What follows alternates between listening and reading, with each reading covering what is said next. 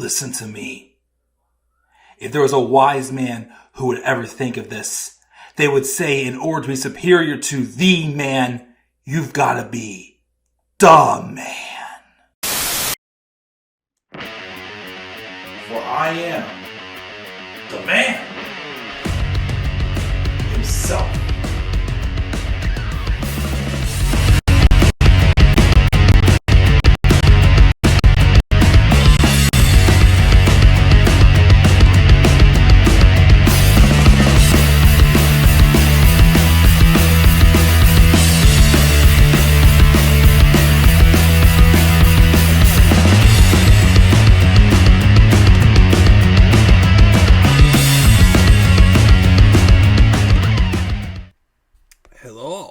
How you guys all doing on this late night video?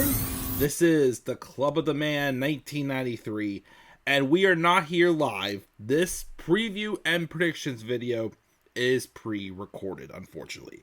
The reason why, as I posted just a few days ago, we have been having some internet issues here in the house, and we think we solved it today with getting a new router, because the one that we had, my wife had for like 6 years, and yeah, we figured that was the problem, so we did get a new one, and it came today, and so far everything is good. But because it just came today, and because of time constraints, because this is a very, very busy week, it is the baby shower this coming Saturday, so I am busy getting prepared for that as well. So because of time constraints, I decided just to pre-record this preview and predictions. Now, when we get to the review, though, for Bad Blood, I will go live for that. Because also, it'll give me a couple days just to make sure that the internet is, in fact, working. Which, so far, so good. I was able to watch my Wednesday night shows tonight. Well, except for Dynamite. I didn't get to watch Dynamite yet. But I was able to watch all that. So I should be good for a review, which probably also will not come until Sunday, because again, I will be busy all day Saturday, and Sunday I'm going to be more available, so I will catch up with Bad Blood on Sunday. I also want to try something new from now on with my uploads, mostly with just like reviews or previews like this, any of them that are like in that category. Instead of just uploading them, I'm going to set a premiere time. See how that kind of does as far as viewers go. So I'm going to try that. When I upload this, I will set it for a premiere time. And we'll see how that goes with these videos that are more so recorded for reviews or previews and whatnot. I'll do that also with the Vince McMahon documentary series that I'm hoping to get started with maybe tomorrow or Friday. Record my thoughts on the first episode, Junior. And also a couple of videos as well when I get out there. I am putting all video game Let's Plays on hold, except for 2 more baseball players that I have highlights that I need to edit for their Major League debut. And I'm putting all video games on hold until I finish Mega Park and Roller Coaster Tycoon. Because that part, again, is taking me longer than I thought to complete. Hopefully I'll get it done soon, but we'll have to wait and see, of course. But I'm here for a preview and prediction of WWE Bad Blood 2024. Taking place this Saturday. And I think they said it starts at 6 o'clock Eastern Time. Interesting. And it'll be taking place in Atlanta, Georgia. So, because of that, you all know the main event is probably going to be the tag match with Roman teaming up with Cody to take on the Bloodlines, SIkoa and Jacob Fatu. Because we are in Atlanta, Georgia, the home state for Cody Rhodes, and also the college town, because Roman Reigns did go to college at Georgia Tech. So, a popular town for both men. So, I'm pretty sure they're going to have that match main event the show. I still disagree. I think it should be the Hell in a Cell match with CM Punk and Drew McIntyre. That has the most heat, the best storyline for sure, and I think it's going to be the match that steals the show, to be honest. I really think so. And it's going to be awesome wrestling-wise, yes, But again, it's going to be more so of a story-driven match between the two of them. And I am excited, and I am looking forward to seeing what they do. This card is pretty strong. There are a couple matches I wish they would have saved for this show. Like, for example, the last Monster Standing match they had on Raw this past week was awesome. That could have easily been on this pay-per-view between Braun Strowman and Bronson Reed. That could have been on this pay-per-view, and they would have worked. I also think another match they really should consider putting on this show is the one I predicted with Andrade and Carmelo Hayes in an Iron Man match. That would have been another awesome match. But I think for the most part, what we got here is a good card. We'll talk about the 5 matches, go through pretty quickly, and we will go from there. So, again, as always, I try to predict an order of how I think the matches will go. I think we will open up with the Women's Championship match between Nia Jax and Bayley. Not much really storyline-wise going on in this match, if I'm being honest. It's just to throw another women's match on the card. This is also the first title defense Nia's had on pay-per-view since she won the title at SummerSlam. I mean, there's only been Bash in Berlin so far. And she did have a title defense against Mia Yim recently, too. But yeah, basically a rematch from SummerSlam. The one they had at SummerSlam wasn't too bad. Again, Nia has definitely gotten better, for sure. Bayley, again, I still think that she's just lacking a direction with her character. I'm not upset she's a babyface again. It's been a long time since Bayley's been a babyface. But there's been no, redemption type storyline. Like, some storyline to get the sympathy back on her, I feel like. So this one, I feel like it's the most slam dunkish. I think Nia is going to win. Do I think Tiffany Stratton will try to cash in? I think there'll be some sort of a tease of possibly happening, but I don't think she's going to cash it. I still think it's going to be not till 2025, between Rumble and Mania, when we see Tiffany Stratton cash in. Some people think it's going to happen when Charlotte Flair comes back and set up a feud with Tiffany Stratton and Charlotte Flair. Not gonna lie, I would like to see that match, especially since Tiffany has claimed that Charlotte Flair is her inspiration to get into wrestling. So I'm gonna think that is more so the case, and Charlotte apparently is not cleared to wrestle until 2025, from what I've heard.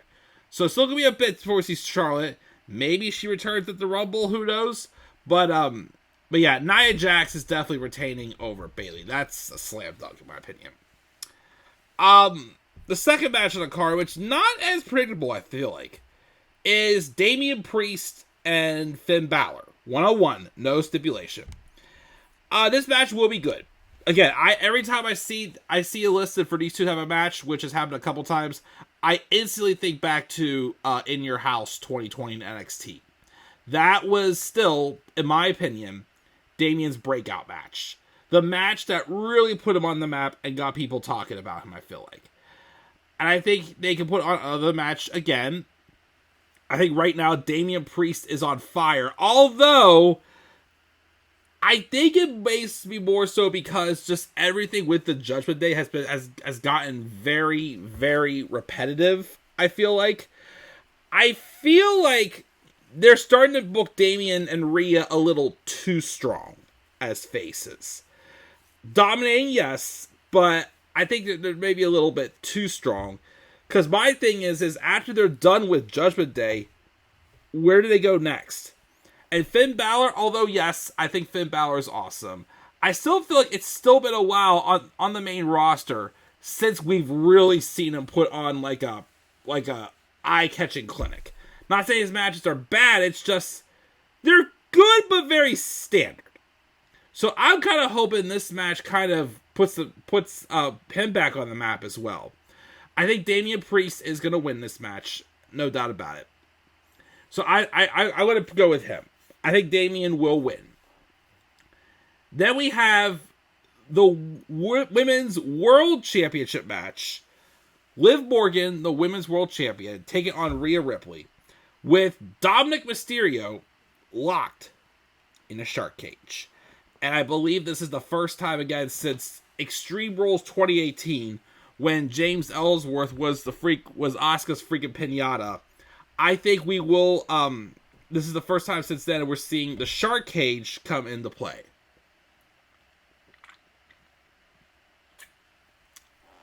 Here's the only problem though.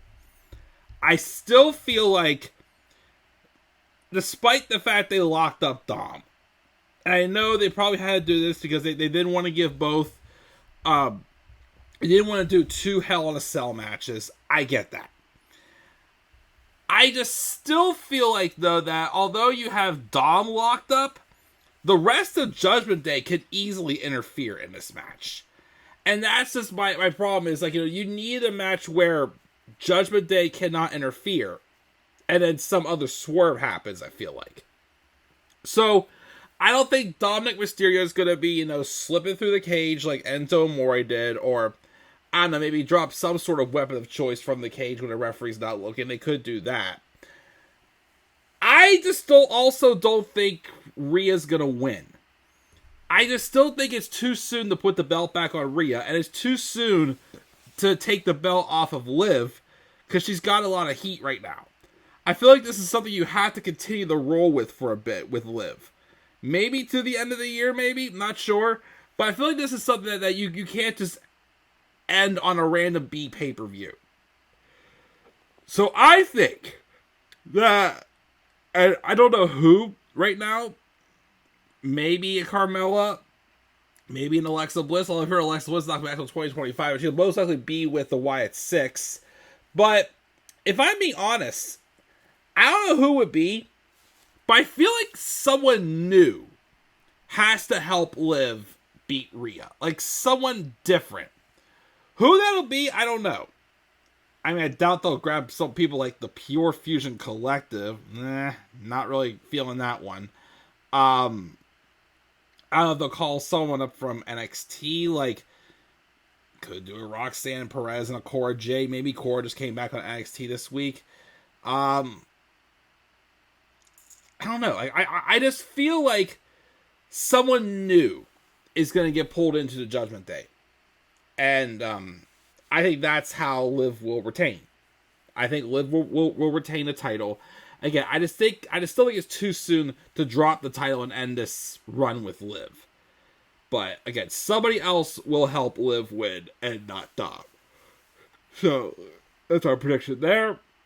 The fourth match, which again should be the main event, is the Hell in a Cell match between CM Punk and Drew McIntyre. Again, this match, no doubt about it, is going to steal the show. This has been one of the best told storylines of the year for sure. That they had to take so much realism with CM Punk getting hurt to, his real controversy. And you can see someone like Drew McIntyre disliking him. And again, Drew has done some of the best heel work since he turned heel last year. And it's been about a year since he turned heel. It's some of the most justified work, and I just wish we had more heels like him. And, he's killed it in this role. He's definitely doing some of the best heel work he's done in his career. I said heel work, not the best work, some of the best heel work. I mean, heck, you could probably consider some of his best work for sure, but, he's definitely killed it in both roles. But this match will be awesome. I think they will go a little bit outside the PG guidelines and get a little like TV-14 in this match with maybe a little more violent. You could see some acidic liquid, as they call it, in this match too. I just feel like they will go a lot more out with this, and it will be, again, a phenomenal, phenomenal match. I think CM Punk wins this, though. I think they're doing Gunther and Sami Zayn on Raw. If they don't give them a rematch at Crown Jewel, then either a Crown Jewel Survivor Series, Gunther will be defending that title against CM Punk, I feel like. There's no ifs, ands, or buts. Of course, though, Punk will not win the title, as he'll continue on to prepare for his feud with Seth Rollins for WrestleMania.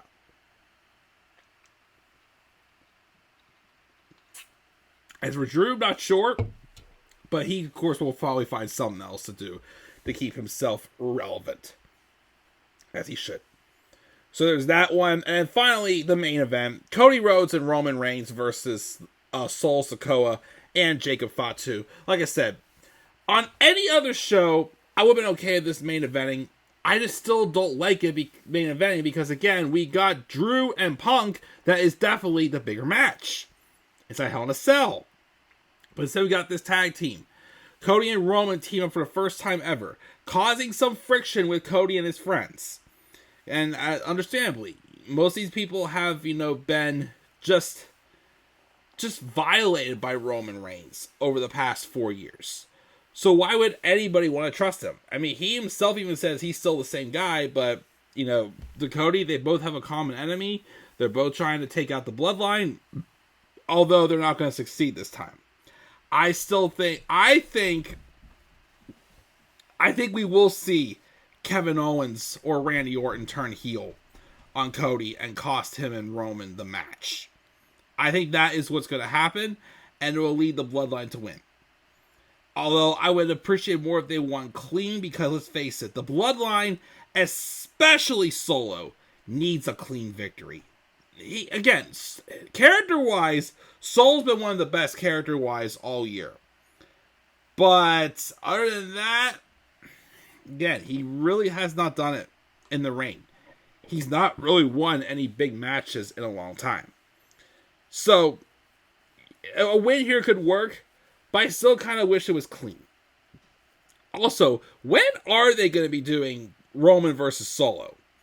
I feel like they should do it at Crown Jewel, because Survivor Series, it'll probably be Team Old Bloodline versus Team New Bloodline. Rumble, I don't know. It'll both probably be the Rumble match. Maybe a Chamber, because I still think WrestleMania needs to be Roman Reigns and The Rock. But the more time goes on, the more I'm fearing they're going to do The Rock and Cody Rhodes. You can do that at Survivor Series, which I don't think is going to happen. You can do that at Royal Rumble. Heck, you can even do that at Chamber for all I care. But all I keep saying is I just don't want to see that match happen at WrestleMania. There's no excuse this year. We got to do Rock and Roman. Just got to do it. But I think the reason why I fear it is because, again, I'm pretty sure Cody's going to fight Roman for their third match at Crown Jewel, based off the story. At Survivor Series, it'll be War Games. Rumble, I don't know. But, yeah, I'm not sure when those matches are happening, but we'll have to wait and see. But that's a quick preview, guys. Again, I'm sorry it was pre-recorded. Again, it just had to be done because of, my questionable internet issues. But I should be live again for the review. Probably Sunday or Monday, I would say I will be reviewing the show. So, as always, guys, just stay tuned for more to come to the channel. Make sure you guys slap a like on the video. Subscribe for more content on my channel. Follow me on Twitter as well at TheClubWithTheMan93. You may also follow me on TikTok and Instagram at TheClubWithTheMan1993. Until then, guys, I'm checking out. I'll catch y'all later. Have a great night. And do not forget, in order to be superior to the man, you've got to be the man. And for I am the man himself. And that is not just an opinion, my friends. That is a fact of life. Yeah!